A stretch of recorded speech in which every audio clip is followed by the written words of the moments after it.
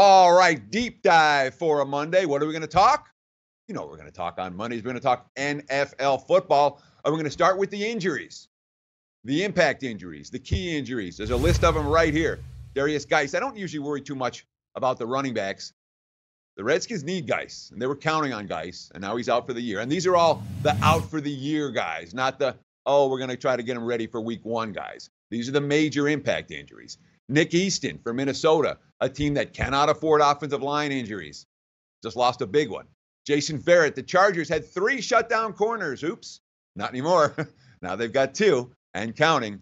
Verrett, an impact injury. The linebacker, Jake Ryan for Green Bay. This is a Packers team that rebuilt their linebacking core, losing an impact player like Ryan matters. Jonathan Cyprien from the Titans. Their secondary, another unit that had some potential, really looked like a vastly improved unit potentially coming into the season. The loss of Cyprien, downgrade Tennessee right away. And Arizona wants to run the football. They want to run David Johnson left, run him right, run him down everybody's throat. Starting center, A.Q. Shipley just got hurt. He is out for the year. That too, an impact injury for Arizona. Note these and adjust your power ratings for these. Every one of these injuries is meaningful. And we talk about injuries. What about the team that hasn't suffered any injuries? The Buffalo Bills. Perhaps the NFL's healthiest team. They have no one on IR. They don't even have anyone on the PUP list, the physically unable to perform list. You had a couple of guys returned to practice last week. There's only 2 players out of practice today.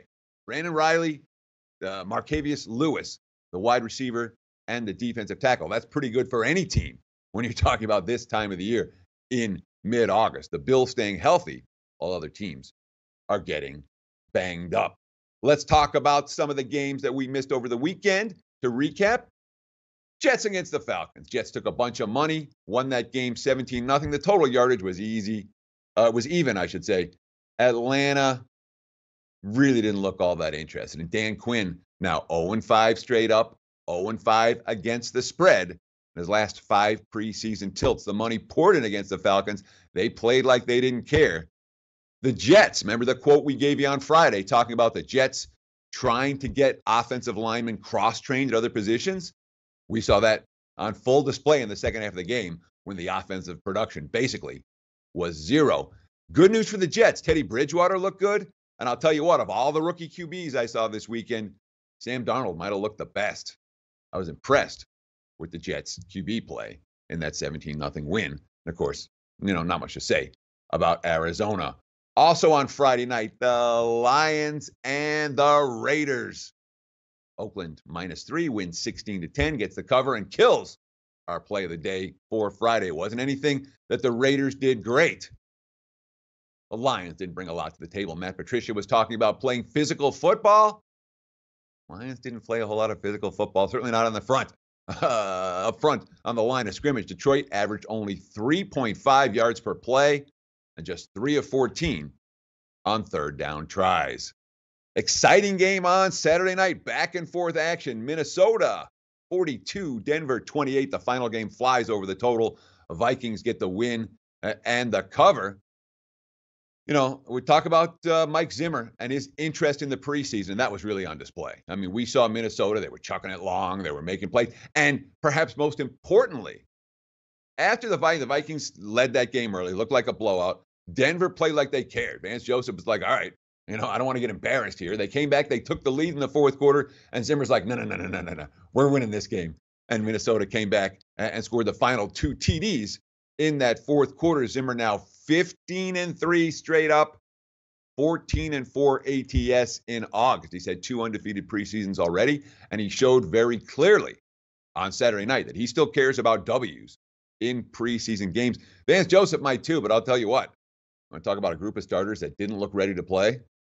Denver's got something to prove this year. On Saturday night, they looked like a 7-win team. Of course, they're lined at 7 wins, and I was thinking about betting Denver over. I have not gotten the window with that bet, and based on what I saw on Saturday night, I'm not in any rush to get to the window betting the Broncos over the total. That being said, Minnesota, boy, they look like a Super Bowl caliber team. You're looking for future wagers? The Vikings fairly high on my list on teams that are capable of winning it all. Last but not least, from Saturday night, we talked about this in the bad beats section. Arizona -2.5, -3 against the Chargers. They win by 7. Of course, the Chargers outgained them better than 2-1, but they lost the turnover margin 4-1.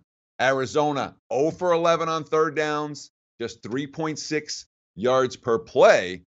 But it was Geno Smith making mistakes. There was 3 fumbles and 3 lost fumbles for the Chargers. And of course, at the end of the game, with everything on the line, Chargers could not get the ball into the end zone. Arizona found a way to do it. That a misleading result based on the numbers.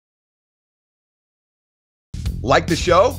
Help us keep the lights on. Please make sure to comment, share, and subscribe to all the Sportsbook Review videos. Thanks so much. Best of luck. Enjoy the game.